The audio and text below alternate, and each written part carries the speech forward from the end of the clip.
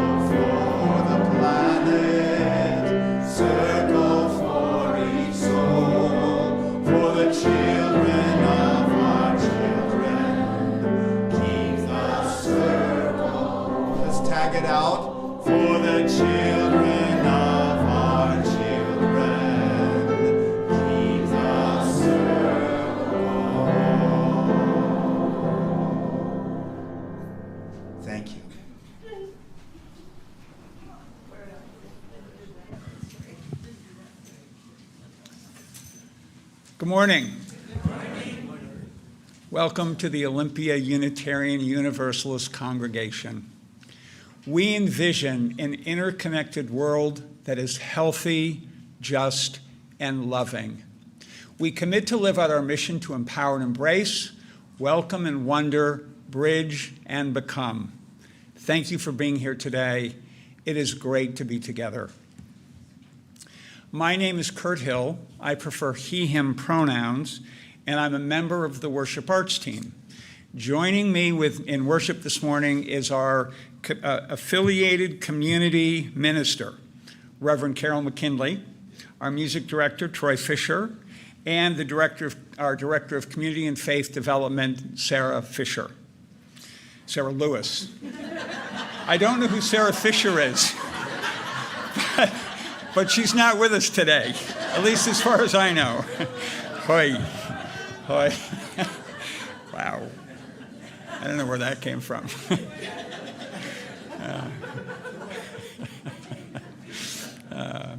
You're welcome here, and I'm welcome here just as I am, just as you are.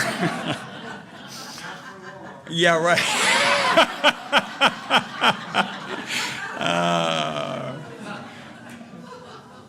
Whatever beliefs sustain you, whomever you love, in all the ways you understand and express yourself, and in the ways you're becoming the person you will be. Here are a few things that you should know about our service this morning. We're streaming live on Zoom and on YouTube, and the service is being recorded. For those of you here in the sanctuary, there are subtitles here on the screen in front. Over here, we have soft chairs and activities to keep yourself comfortable and your hands busy. We are a multi-generational community that welcomes people of all ages in the sanctuary. There's also a nursery care and story time program in the classroom wing. Please be where you feel most comfortable. We're grateful for the many hands that makes worship happen this morning. Thank you to all who contribute in so many ways. After the service, everyone will have a chance to discuss reflection questions offered by Reverend Carol. For those of you online, we invite you to go into a breakout room for a virtual coffee chat. For those in person, please feel free to stay for coffee and fellowship in the Commons. We have a few announcements this morning. The Generation XYZ lunch is today at 12:15. Cato will not be here. Cato normally hosts the lunch. See John and Rebecca outside the room for that lunch. We're asking you to make OUUC an inclusive community for one of our young ones who has a severe peanut allergy. To help support the participation of them and their family, we're moving to become a peanut-free facility. This is one of the ways we take care of each other and live out our mission to welcome. What this means for you? No peanuts. In any shape or form, no peanut oil, no peanut butter, no peanut, crackers, whatever, just no peanuts. Thank you for keeping our community safe. All ages are invited to join the OUUC Nature Group at McLean Creek Saturday, July 26th at 10 a.m. Contact Reverend Sarah for questions or to RSVP. As you've heard, there are many things happening at OUUC. For the latest updates, check out the Tuesday electronic update or the website. Now, let us open our hearts and minds as we prepare for worship. It is good to be together. This morning, we join Unitarian Universalist congregations around the world in lighting a chalice, the symbol of our faith tradition, with words adapted from those of the Reverend John Millspaugh. There is a core of light that underlies the little darknesses of our days and the challenges that we face in our lives and in the larger world. This bright flame reminds us of the potential of our lives, the promise that lives within each of us, and in the potential of humanity.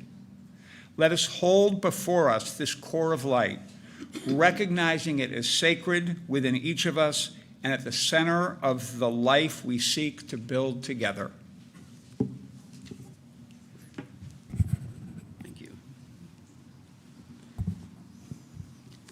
Good morning, I'm Reverend Carol McKinley, and I use she, her pronouns.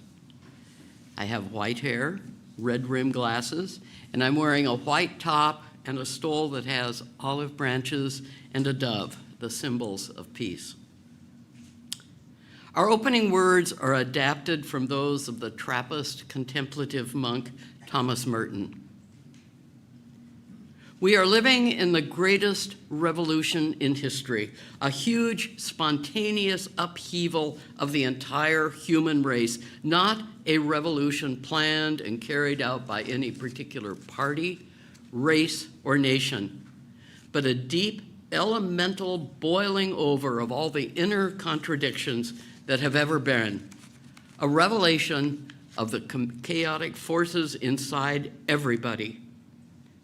This is not something we have chosen, nor is it something we are free to avoid. Come, let us worship together.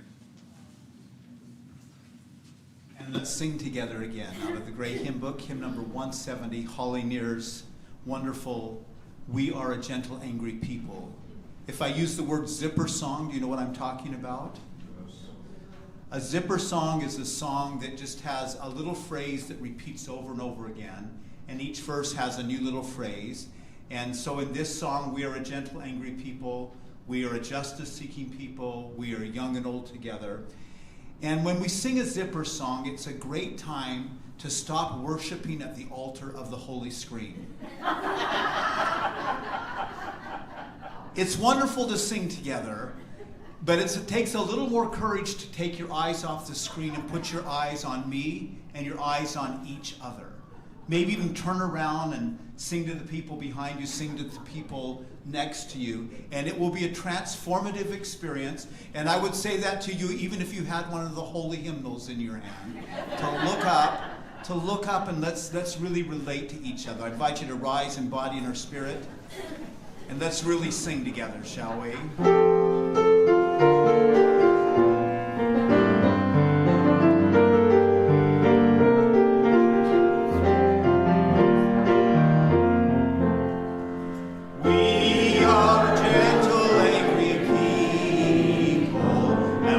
Singing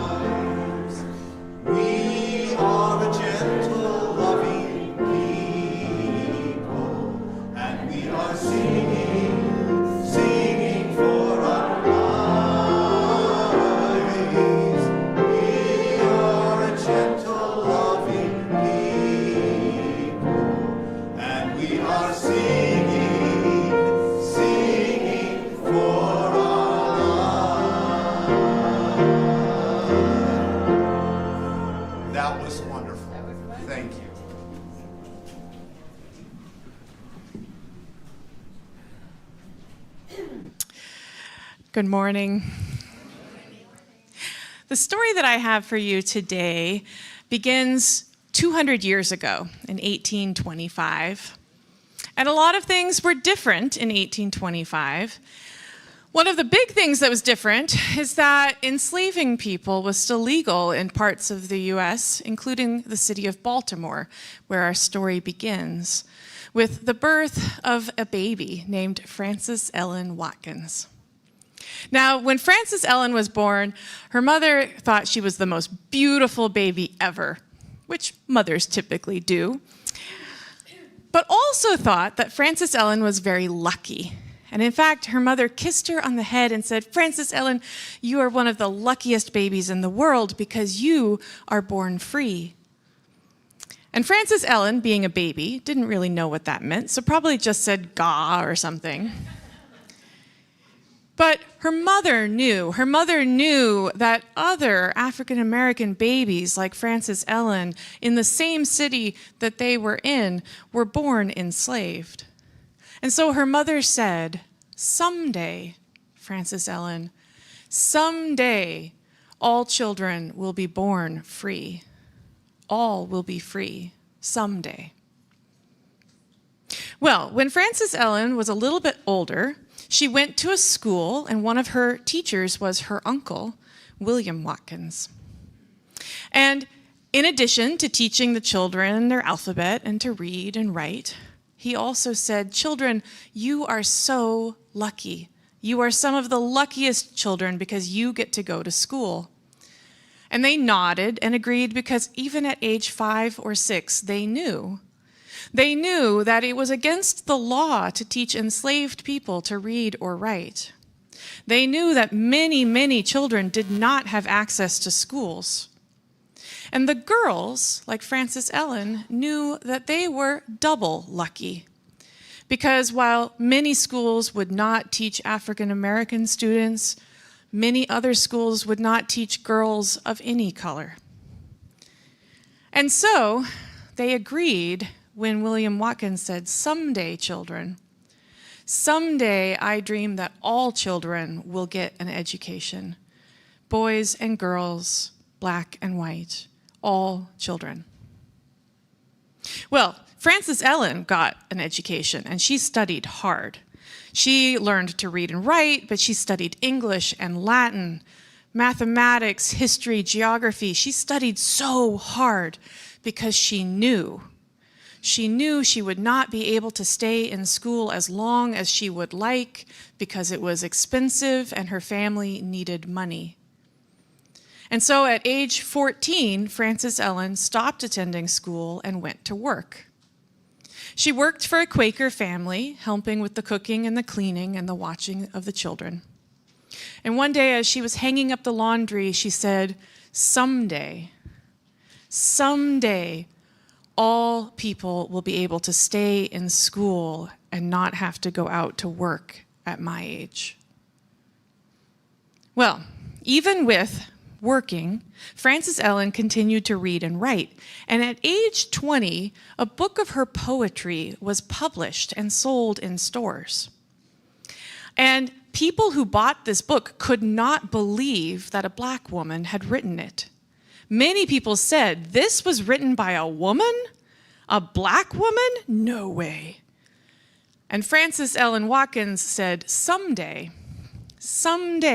people will know that what you can do is not based on the color of your skin or your gender. Someday. But at this point, these somedays were piling up, and they didn't seem to be coming anytime soon. So Frances Ellen realized she was going to have to work to bring those somedays to now. She continued to write and publish, and she took all the money that she made from her writing and sent it to help enslaved people who were escaping to freedom. She also traveled, lectured, and taught, and spoke about the evils of slavery and how it must end. And after 15 years of her work and a bloody civil war, slavery did come to an end. And so Frances Ellen's mother's someday came to pass, although she had not lived to see it. But there were still more some days for Frances Ellen to work for. She traveled to the southern part of the United States to help set up schools for all those children who had not been allowed to learn. And she worked to make sure that women like Susan B. Anthony and Elizabeth Cady Stanton, who were working to get women the right to vote, would remember that that was not just for white women, but for all women. Frances Ellen Watkins reminded everyone that women of color also were leaders, also were citizens, also all should have the vote. Well, it's been over 100 years since Frances Ellen Watkins Harper died, and many of her some days have come true, but not all of them. And there are still many other injustices, many other things that require our work. In her time, Frances Ellen Watkins worked with many churches, but the one that she chose to join was the First Unitarian Church of Philadelphia, because she said the Unitarians were working for those some days. And we still are. What is your someday? Let's work together to make those so. Thus ends our story.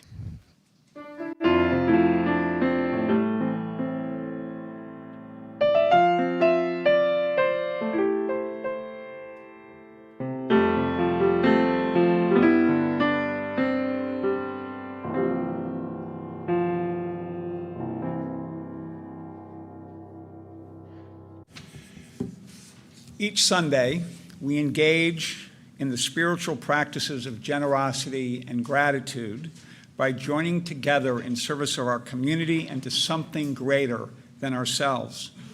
We each have the power to share, and when we combine our gifts to create an offering, together we're able to do more than any of us can do alone. We also express our gratitude for the gifts that life has given us and lost my place. We express our gratitude for the gifts that life has given us and for the network of relationships in which we live and for the presence of our community.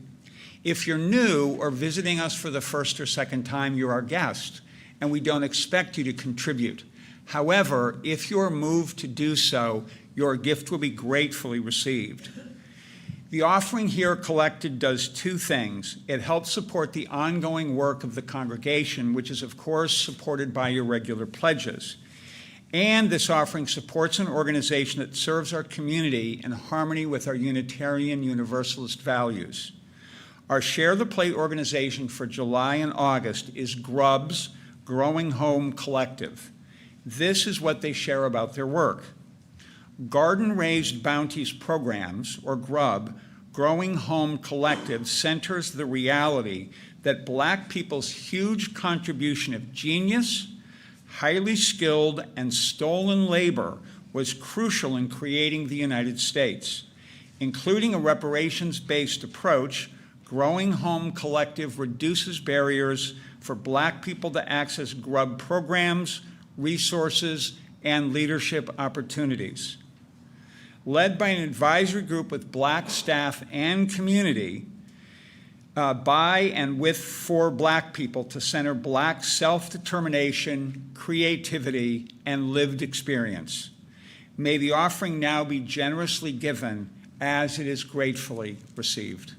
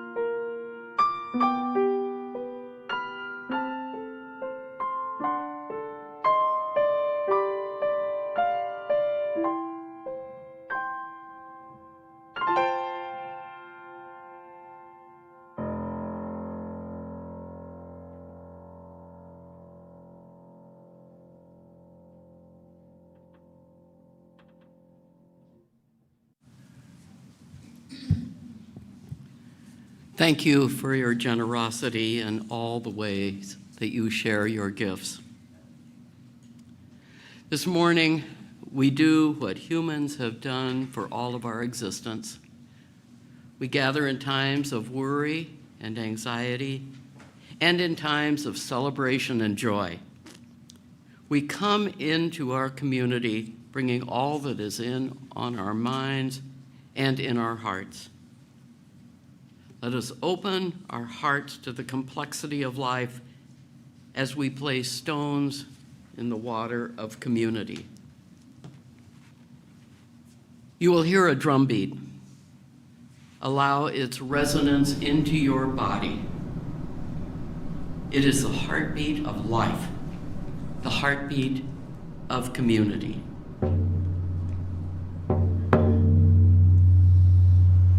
Right now, I invite you to take a deep breath.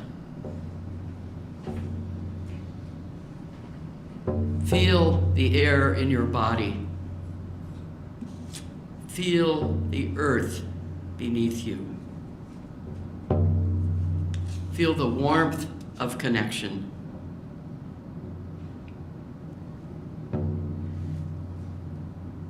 And now let us open our circle wide. For those on Zoom, I invite you to share from your heart by entering in the chat. Those in the sanctuary can see your sharing on the screen, and it will be shared with Reverend Mary and the pastoral care team. For those of you here today, I invite you to come forward if there is something you would like to bring into this community. You may place a stone in the water as you hold your sharing in your heart. Now let us hear the heartbeat of our community and reach out our hearts in love and care to all those who share.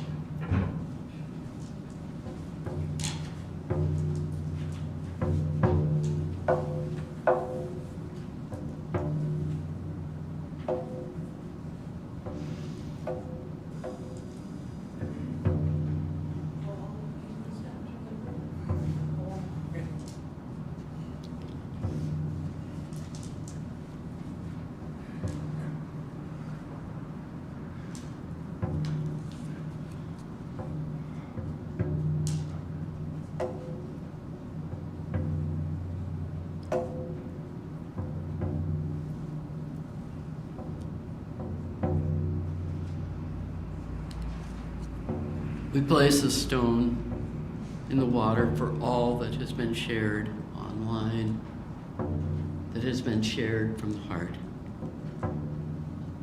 And we'll place one more stone in the water for all that we hold in our hearts and that remain unspoken.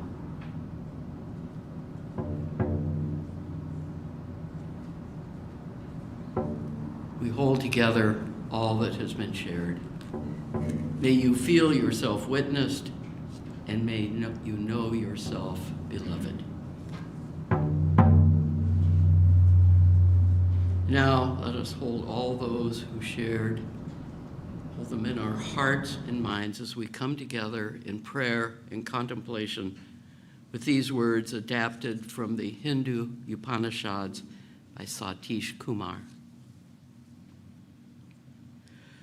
Lead me from death to life, from falsehood to truth.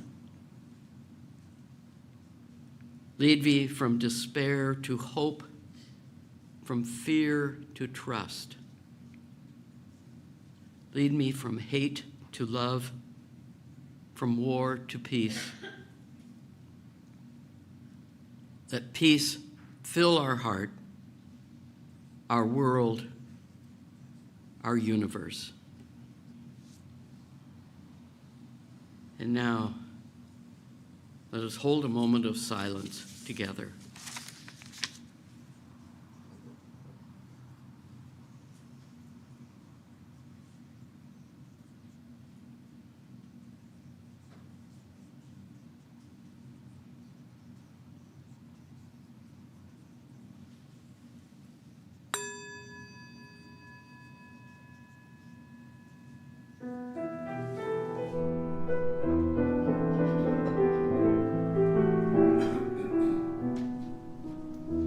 Invite you to remain seated and let's sing together E.C. Barnwell's We Are. For each child that's born, a morning star rises and sings to the universe who we are. For each child that's born, a morning star rises and sings to the universe who we are. We are our grandmother's prayers, and we are our grandfather's dreamings. We are the breath of their ancestors. We are the Spirit of God. We are mothers of courage and fathers of time. We are daughters of dust and the sons of great visions. We're sisters of mercy and brothers of love. We are lovers of life and the builders of nations. We're seekers of truth and keepers of faith. We are makers of peace and the wisdom of ages. We are our grandmother's prayers, and we are our grandfather's dreamings. We are the breath of our ancestors. We are the Spirit of God. We are mothers of courage and fathers of time. We are daughters of dust and the sons of great vision. We're sisters of mercy and brothers of love. We are lovers of life and the builders of nations. We're seekers of truth and keepers of faith. We are makers of peace and the wisdom of ages. We are our grandmother's friends, and we are our grandfather's dreamings. We are the breath of our ancestors. We are the Spirit of God. For each child that's born, a morning star rises and sings to the universe who we are. For each child that's born, a morning star rises and sings to the universe who we are. For each child that's born, a morning star rises and sings to the universe who we are.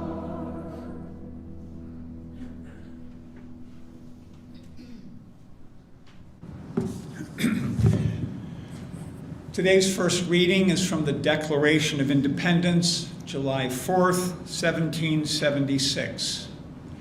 we hold these truths to be self-evident, that all men are created equal, that they're endowed by their Creator with certain unalienable rights, that among these are life, liberty, and the pursuit of happiness. That to secure these rights, governments are instituted among men, deriving their just powers from the consent of the governed. That whenever any form of government becomes destructive of these ends, it is the right of the people to alter or to abolish and to institute new government, laying its foundations on such principles and organizing its powers in such form as to them shall seem most likely to affect their safety and happiness.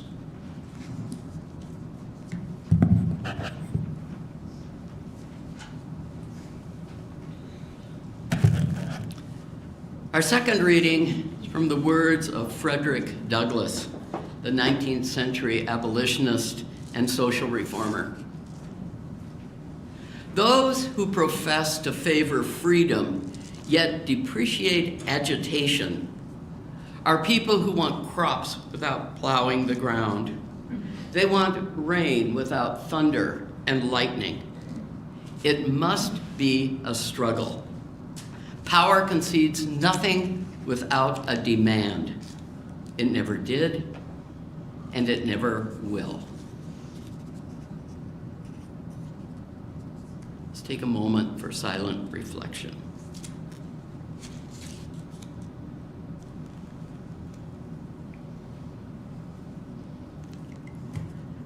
When I was 9 years old, my mother took my brother and me to see the Freedom Train when it visited Spokane on its tour of more than 300 cities in the contiguous United States. The 7-car train carried original copies of the United States Constitution, the Declaration of Independence, and the Bill of Rights. Marine guards on the train kept us moving past those glass-encased documents at a fairly rapid pace. But my main memory of that day, remember I was 9 years old, is not seeing this nation's founding documents, but of standing for what seemed several hours in a long line at the train station alongside the Spokane River. Now, today, you don't need to stand in long lines. You can see those original documents on display if you visit the National Archives in Washington, D.C., or you can see them online. And not only that, the Archives website offers you the opportunity to add your digital signature to the Declaration to accompany John Hancock's outsized autograph. And I encourage you to do that. I did it, and it's really fun to see your name on that document. Now, reading that nearly 250-year-old Declaration can be an emotional experience. I can only imagine the courage it took to sign one's name to a document that, had that revolution failed, would be proof of treason against the crown. Yet, those Continental Congress delegates felt they had to act. They were suffering the effects of the power of an unchecked chief executive. The Declaration lists 27 complaints, some of which resonate with us today. 2 of those are for depriving us, in many cases, of the benefits of trial by jury, and for transporting us beyond the seas to be tried for pretended offenses. Other outrages include ordering a standing military in their cities. The king, quote, has kept among us in times of peace standing armies without the consent of our legislatures.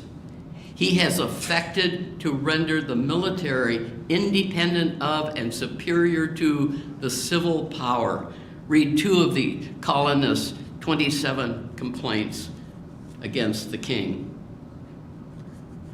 Now, the issue of control over the military continued. In fact, it continues today. Following the American Revolution, delegates to the Constitutional Convention debated the importance of how control of the military would be maintained.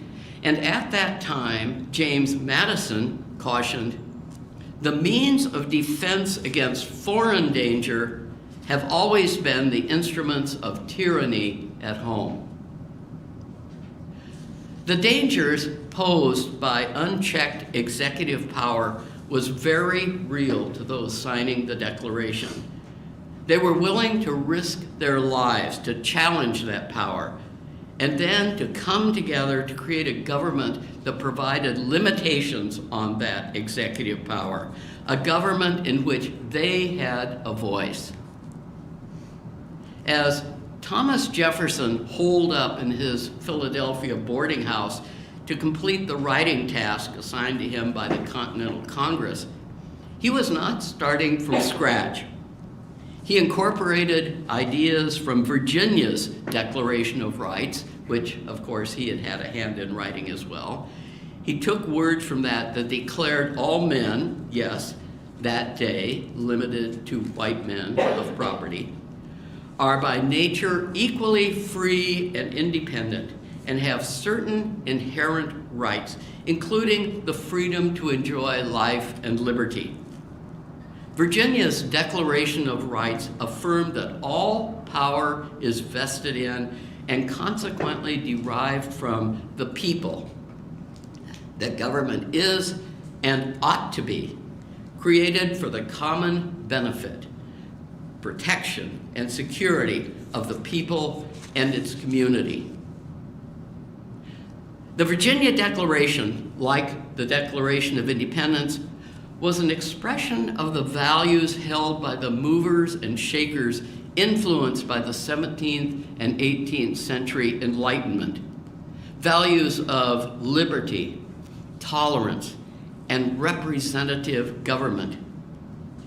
Those ideals were reflected in the final document Jefferson brought before the Continental Congress. On July 2nd, the Congress declared independence. On July 4th, its members ratified the Declaration of Independence. Broadsides were printed and sent to various colonial officials and the commanders of the Continental troops. Now, although it took several months for a copy to reach King George III, the die was struck and the War for Independence began. Those Enlightenment values of liberty and free expression that inspired this nation's founders were values held by the religious communities that became the first Unitarian and Universalist congregations in this country. Values that included the use of reason to question and examine traditional beliefs and practices, to honor their own intuition and experience, to respect the dignity and humanity of others, to practice love and compassion as their religious responsibility. Indeed, those values became the strength of this Unitarian Universalist tradition. But we also see them reflected in changes that have occurred in this country. Before and, of course, after the Civil War, during the later civil rights struggles, religious leaders' voices called out for freedom for all, for respect for the humanity of each person, for everyone's right to vote, for the lifting of barriers to full access to housing, to jobs, to love the person of one's choice. But these changes have not proceeded without strong opposition from those threatened by growing freedom, who try to hold on to power over other people's lives. The philosopher Hannah Arendt, who grew up in Nazi Germany and escaped from that country in the 1930s, spent her life studying and writing about how the work to gain total control of a population is manifested. Now, although Arendt died in the mid-1970s, I believe her work should be studied by all of us concerned about growing threats to freedom today. Arendt observed that when the world is in flux, as it was in the early 20th century, fear prevails. Scapegoats, someone to blame, become the focus. Hitler's rise to unchecked power during a time of economic, social, and political despair in 1930s Germany came because he offered a coherent narrative. He presented his own dynamic leadership as a solution to that despair and offered a scapegoat for the country's problems. The Jewish population, of course, became that scapegoat, the target of governmental programs that at first restricted their participation in all aspects of the country's life, then ultimately led to their arrest, imprisonment, deportation, and murder. Violence had become accepted as a way to conduct politics. And under the government's new laws, it happened legally. So how do we, as concerned citizens, respond to growing threats to our own democratic government? Arendt, in her book, The Origins of Totalitarianism, writes that the first line of defense against totalitarianism is love and friendship, the human connections we have with each other, the ties we form in a community. These connections are interdependence, hold us together. And when those bonds, those obligations are ignored, when claims or decisions that restrict the freedom of one group are accepted without question through indifference or just to go along without making a big fuss, those connections become frayed and then broken. Hannah Arendt saw firsthand what happens when fear and hatred are ignited and when those relationships collapse. Her work is frequently cited as critical in understanding how totalitarian governments move into power. And as she noted, that move can happen very quickly. The failure to pay attention as change encroaches on freedom poses a particular danger. Small restrictions, being required to carry an identity card, for example, are not noticed at first as just another governmental regulation. But as those small restrictions accumulate, people gradually become indifferent to them. When people fail to pay attention to increasing numbers of events where immigrants are seized by masked black-shirted enforcers, when people are deported without access to legal process, when the presence of armored military in our cities is seen as normal, the rights and freedoms of not only the targets of those actions, but the rights of all of us erode.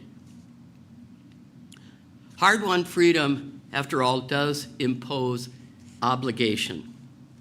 Obligation for all of us who benefit from that freedom to speak up.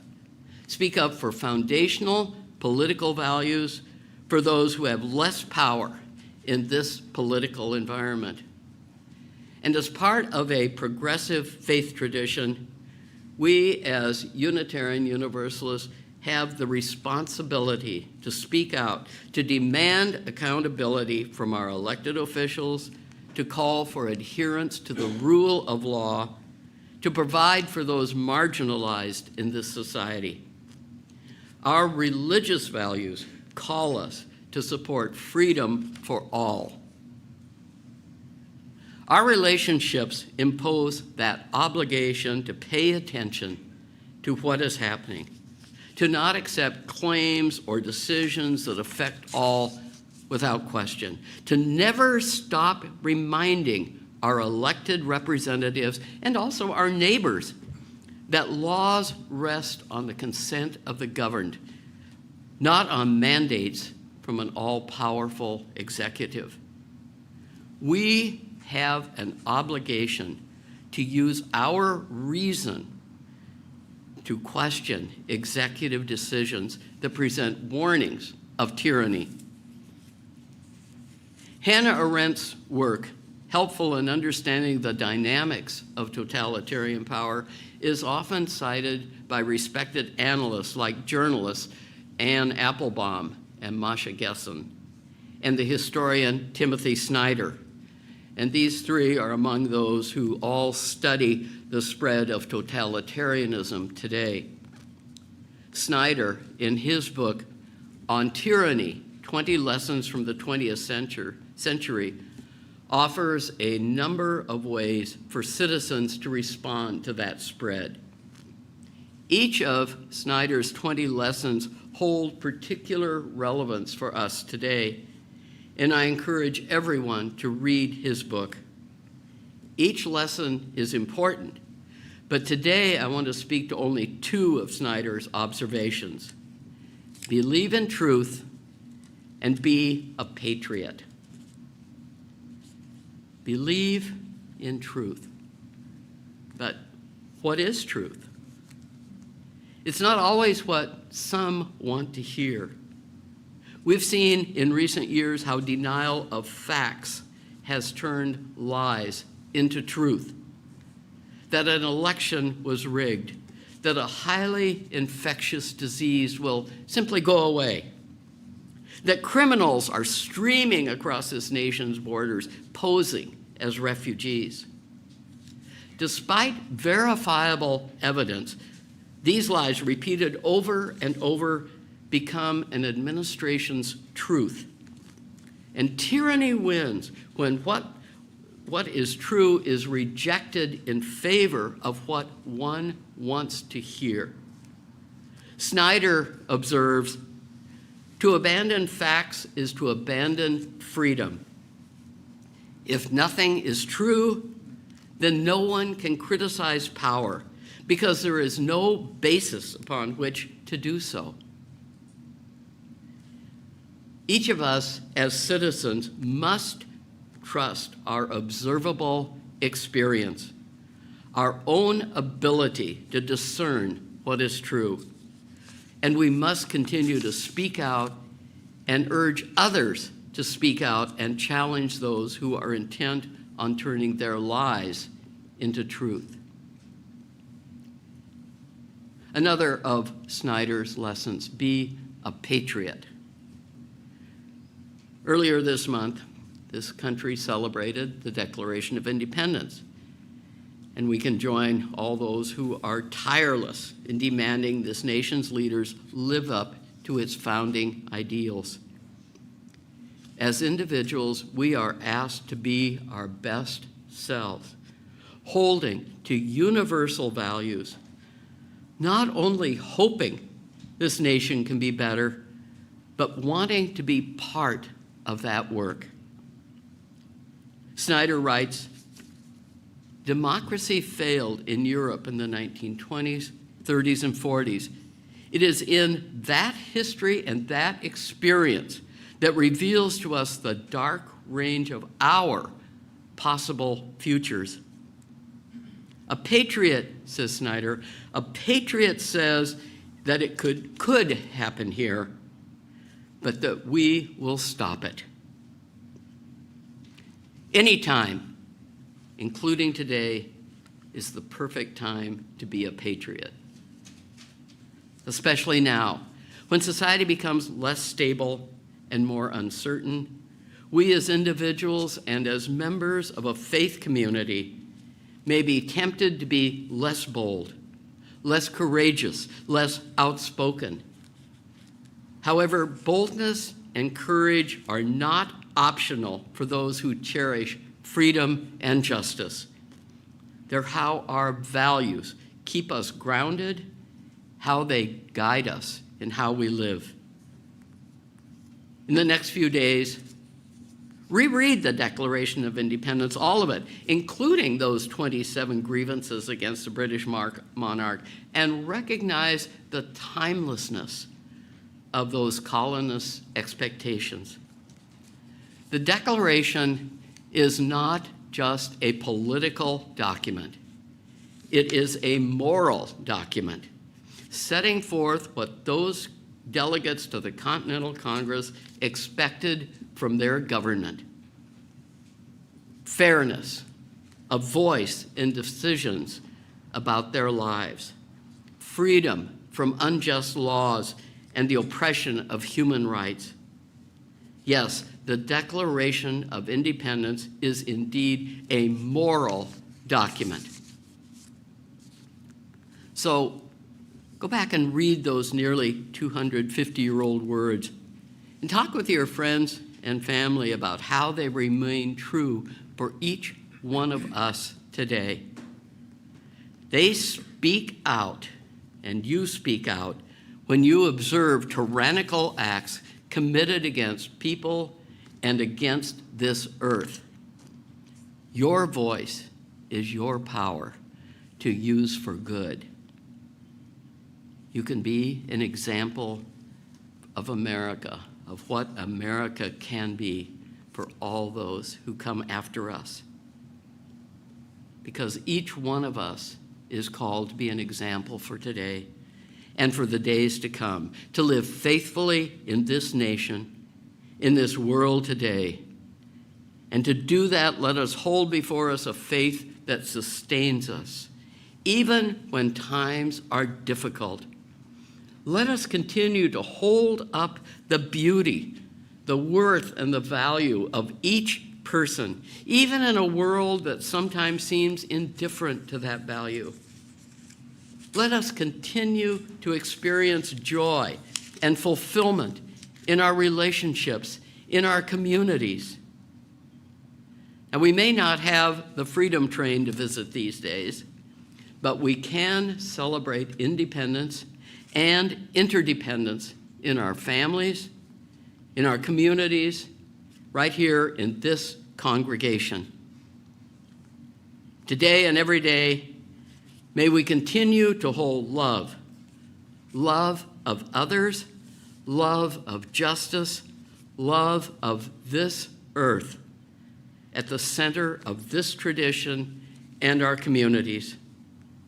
And may these values guide us as we uplift the power of the human spirit to work together for a better nation and for a better world.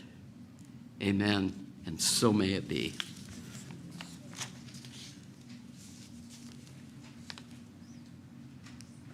Let's sing together a closing hymn, hymn number 1028, The Fire of Commitment. I invite you to rise in body and our spirit.